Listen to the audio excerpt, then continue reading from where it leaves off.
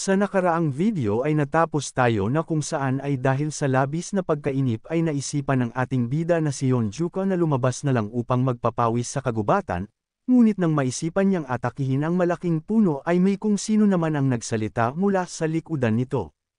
Sa isip naman ng ating bida na hindi man lamang niya naramdaman ang presensya nito, kaya naman sabi nito sa nagsalita na base sa kung paano ito manamit ay isa din itong bandido.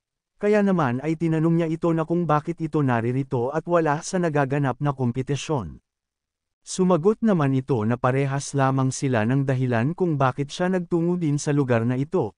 Sabi pa niya na masyado na siyang naiinip sa nagaganap na bandit union, kaya naman ang plano niya sana ay matulog na lang sa gitna ng kagubatan, ngunit nagising na lamang siya na malapit na siyang mapaslang, at tinawag nito ang ating bida bilang isang batang hideout leader.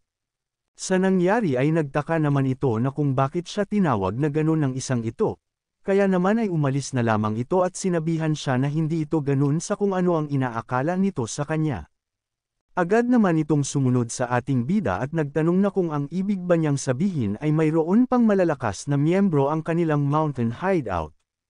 Dahil sa kung papaano niya hatiin sana ang malaking puno kanina ay hindi ordinaryo, sabi naman dito ni Juka na ang kanilang pinuno ay mayroong kakaibang talento na kahit gamit pa ang martial art ay mahirap itong matukoy, dahil dito ay napatanong naman siya na kung anong bagay naman ito na kahit ang martial arts ay mahihirapan na matukoy ito. Ngunit bigla naman na napatigil dito si Yonjuka at tinanong ito na kung bakit ba siya nito sinusundan, ngunit nagtanong lamang ito sa ating bida na kung iniisip ba nito na may kung anong motibo siya dito o kung anuman ay nagkakamali siya. Sabi nito na nagbibigay lamang siya ng suhestyon sa kanya upang makabuo ng pagkakaibigan bilang mga batang bandido, dahil ang halos sa mga grupo na nandito ay binubuo ng mga matatandang miyembro. Dahil sa hindi maintindihan ng ating bida ang kung ano ang nais talaga nito sa kanya, ay tinanong na lang niya ito kung siya ba ay nasa ilalim ng impluwensya ng alak.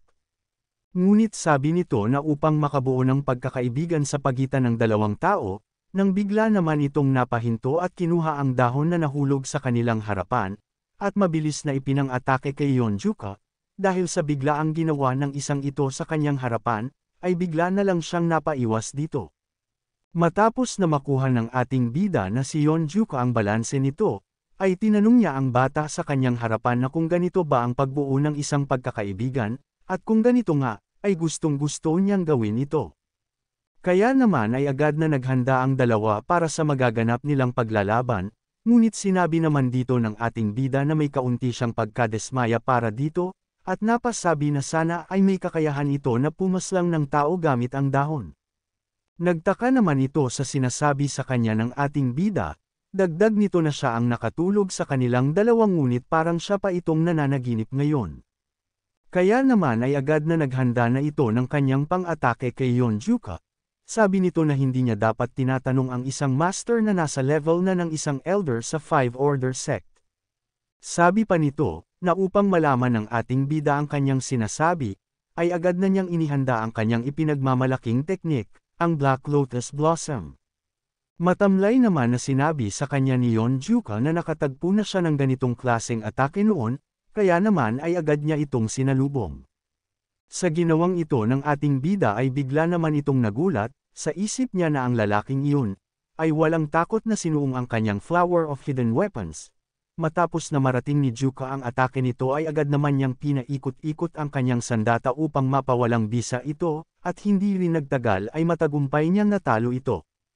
Matapos ay sinabi niya na kahit wala itong sagot sa kanya patungkol sa tinutukoy niya ay tatalunan niya lamang ito ng madali. Sa isip naman ng kanyang kalaban, ay hindi lamang ito mabilis, ngunit may kakayahan din itong wasakin ang kanyang hidden weapon formation sa isang paggalaw lamang. Dagdag pa nito na ang ganitong formation na ginawa niya ay hindi ganoon lamang kadali na mapawalang bisa, kahit pa ang 12 demonic kings ay hindi ito magawa ngunit syempre ay bukod doon ang kanyang ama na pinuno ng Union Bandit.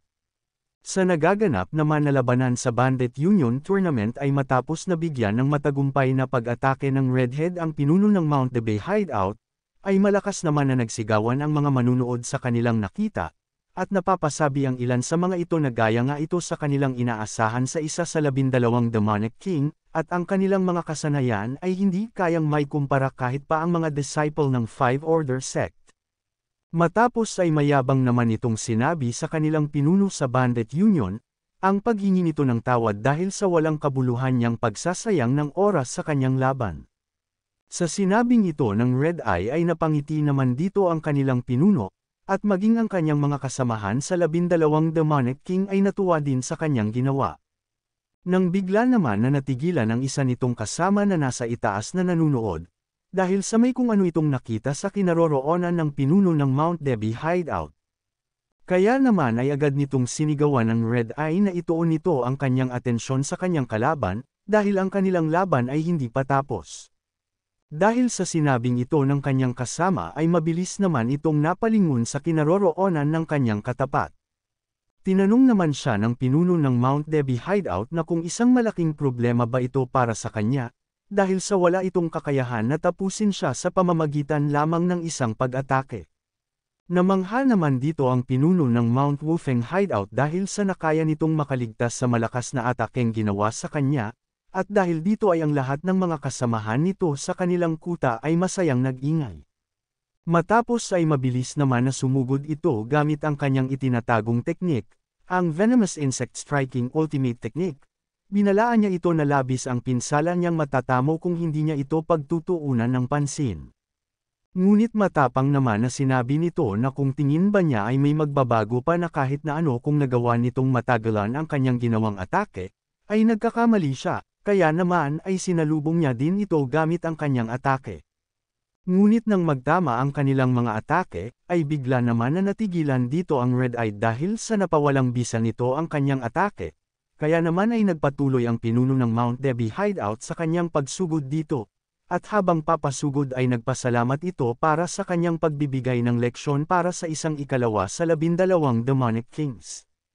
Hindi din nagtagal ay matagumpay na tumama ang atake nito sa Red Eye, at nagawang mapatalsik ito mula sa lugar ng kanilang labanan, kaya naman nang matapos ang ginawang atake nito, ay agad na niyang ibinalik ang kanyang sandata, at tinignan ang kinahinatnan ng kanyang katapat. Matapos naman na magbigay ito ng galang sa kanilang pinuno ng Bandit Union, ay sa isip naman niya na kung ano itong kanyang nasaksihan sa isang iyon, dahil sa nagtataglay ito ng kakaibang daloy ng kanyang chi. Sa nangyaring pagbagsak naman ng isa sa 12 Demonic Kings ay gulat na gulat ang lahat ng mga kasamahan nito.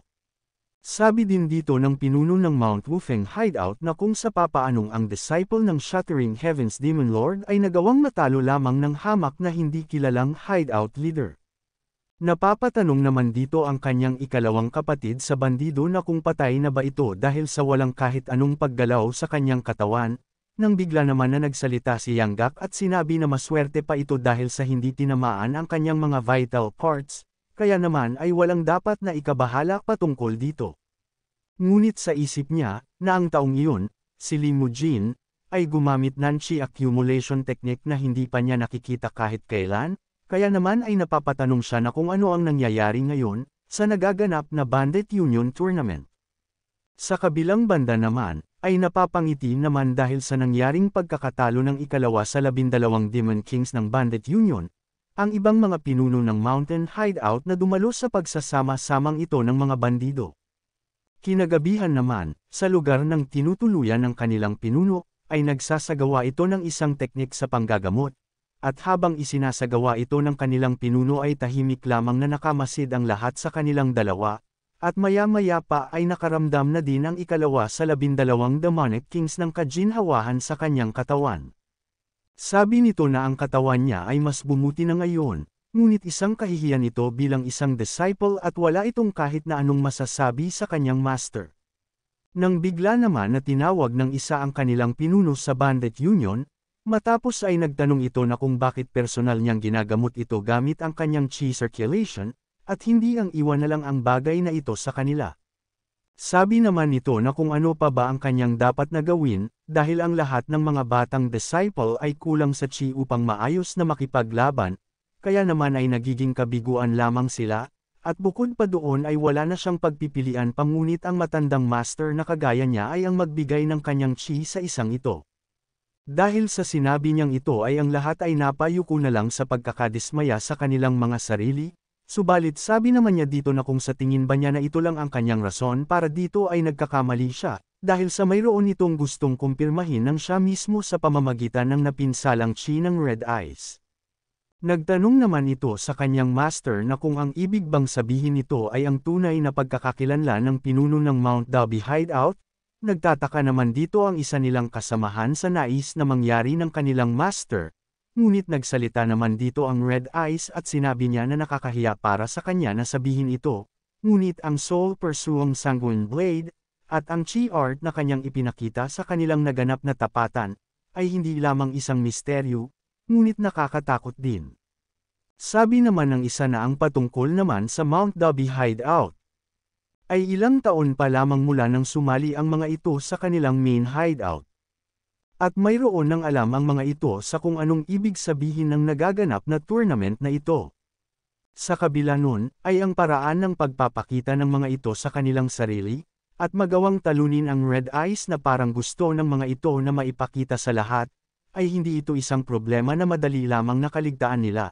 Sabi naman ng isa na kung ang ibig sabihin ba nito ay kung ang limousine na pinuno ng Mount Dobby Hideout ay mabaliw, ay sinasabi ba nito na sinusubukan nito na hadlangan ang dakilang kalooban ng Bandit Union? Sabi naman dito ng Feline Lord na mukhang ang ibig sabihin lamang nito ay ang Five Order Sects ay nasa likod ng pagpaplanong ito laban sa kanila, at nag-uumpisa na silang kumilos laban sa kanilang Bandit Union. Sabi naman ng isa na para sa mga ito ay ang pagiging makatwiran ay ang kanilang pinaka-prioridad sa kahit anong gagawin ng mga ito, at hindi nila nanaisin na makipaglaban sa maduming pamamaraan.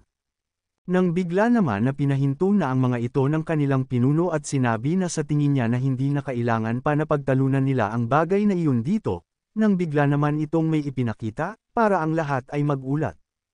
Sa nakitang ito ng Feline Lord ay napasabi siya na ito ay isang venomous insect, at mukhang isa itong venomous spider. Sinang-ayunan naman ito ng kanilang pinuno at sinabi na itong kakaibang bagay na ito na naglalabas ng kakaibang chi, ay tanging isang faction lamang sa Murem ang alam niyang may kakayahang kumontrol ng ganitong mga bagay, at ito ay ang demonic sect, at mukhang ang dark spectral sect ay hindi pa din sumusuko sa kanilang walang kwentang ambisyon. Kung umabot ka na sa parte ng video na ito ay maari lamang na i-click ang like at super thanks sa baba bilang pagsuporta. Maraming salamat. Sa kabilang banda naman, sa lugar ng Dark Spectral Sect, ay sinasabi ng isa nitong alagad na base sa mga balita na ang kanilang mixed blood ay maayos na tinalo ang disciple ng Shattering Heavens Demon Lord. Sabi naman nito na kung ganoon ay ano naman ang balita sa ibang 10-headed demonic soldiers. Sabi nito na ang 4 na natitira sa 10-headed demonic soldiers, ay makikilahok din sa mga susunod na pakikipagtunggali. Ang pinuno ng Mount Samdo Hideout, ang Chilling Face Sword Master, ang Violent Gale Hideout, na si Evil Spirit Butcher, ang East Lake Hideout, na si Life-Taking Bloody Palms, at ang Yangtze River Hideout, na si Yangtze Abomination. Sabi nito na hindi na nakakagulat na makakuha ng mga ito ng 5 posisyon sa pagpapatrolya at paggwardya sa natitirang 10 bakanting slot. Nagsalita naman ang pinuno nito at sinabi na talagang nakakatuwang isipin ito, kaya naman ay sinabihan niya ito na tigilan na niya itong pilitin na personal na makita ang nangyayari doon, dahil ang 10-headed demonic soldier ay tatapak-tapakan lamang ang 12 demonic kings. Sa lugar naman ng Bandit Union, ay sa isip ng mga 12 demonic kings na ang Dark Spectral Sect ay mukhang nais na gamitin ang Bandit Union upang maging rason para atakihin ang Murem. Kaya naman ay dahil dito ay nagsalita ang Feline Lord na kung papaslangan nila agad ang mga ito ay papabor pa sa kanila, kaya naman ay tinanong nito ang kanilang pinuno kung wala ba silang mabilis na gagawin sa bagay na ito. Nang bigla naman itong natigilan, at napasigaw dahil sa kung bakit hindi nito nakikita si Ryoshi, sabi naman ng isa sa mga tagasunod nito na ang batang clan leader ay nawala sa kasagsagan ng nagaganap na kompetisyon, kaya kahit sila ay hindi din alam kung saan nagpunta ito.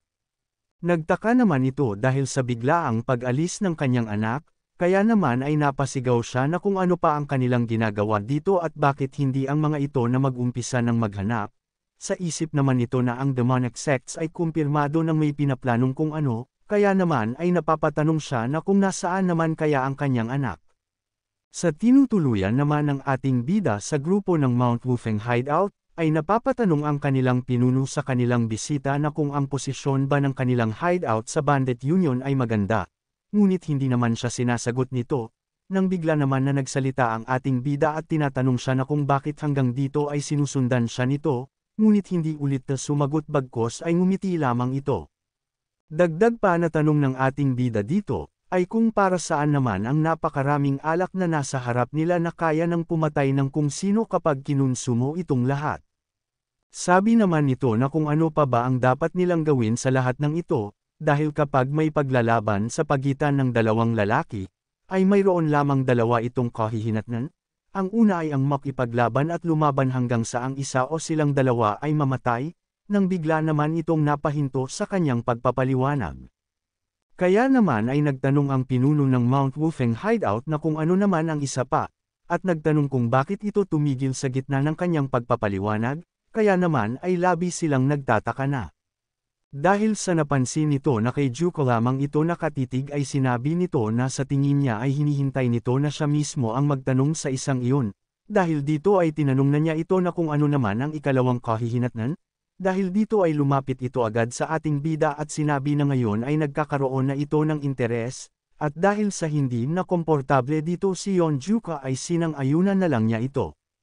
Matapos na sabihin niya na ang ikalawa na kanyang tinutukoy, ay bigla naman itong binuhat at ininom ang isang lagayan ng alak sa kanilang harapan. Sa ginawang ito ng isang iyon ay gulat naman dito ang buong Mount Wolfei Hideout. Matapos ay sinabi nito na ang ikalawa niyang tinutukoy ay ang ilabas nila ang kung ano ang nasa loob nila sa pamamagitan ng pag-iinom at maging magkakapatid. Sumagot naman dito si Juka at sinabi nito na inaamin niya na sa mga taong nakita niya kamakailan ay siya ang mas nakakatuwa na kanyang nakita kahit saglit lamang. Ngunit hindi siya komportable sa nais nitong mangyari. Sa kabilang banda naman ay habang nagmamasid ang mga kasama ni Yonjuka sa kanilang pag-uusap, ay sinabi ng kanilang pinuno na siguro ay mas mabuti para sa kanilang mas nakakatanda na manghimasok na at resolbahin ang nagaganap na problema. Kaya naman ay sabay nitong sinabi ng malakas, na ang batang lalaki na ito na nagtungo sa kanila at nagdala ng ganitong kadaming alak kahit na ito pa lang ang kanilang unang pagkikita, ay masayang-masaya nila itong tatanggapin. Matapos na tunguhin ng mga ito ang kanilang pakay, ay sinabi ng kanilang pinuno na matagal-tagal na din mula nang huli silang nakatikim ng alak, dahil dito ay hindi naman makapaniwala sa kanila ang ating bida dahil sa mabilis na bumigay ang mga ito sa inihanda ng binatang sumunod sa kanya. Matapos ay tinanong ang ating bida ng kanilang pinuno na kung ano pa bang ginagawa nito, dahil sa ito ay ang kanyang bisita ay kailangan na samahan niyang uminom ang binatang iyon, kaya naman dahil dito ay agad na inesikaso ito ng iba pa niyang kapatid sa bandido. Matapos na makaupo nito ay sinabi nito sa ating bida na ang pangalan pala nito ay Yonjuka.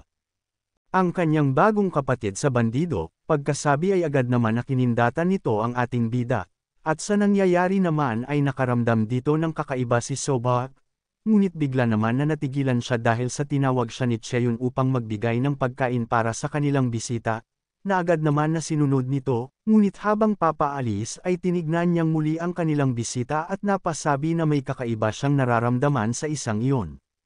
Makalipas ang ilang sandali, ay nag-umpisa ng magkaroon ng kasiyahan, sabi ng kanyang mga kapatid habang umiinom, na ang alak na ito ay talagang napakabango. Dagdag naman dito ni Yanggak na ang lasa nito matapos na inumin, ay talagang ibang klaseng alak ito.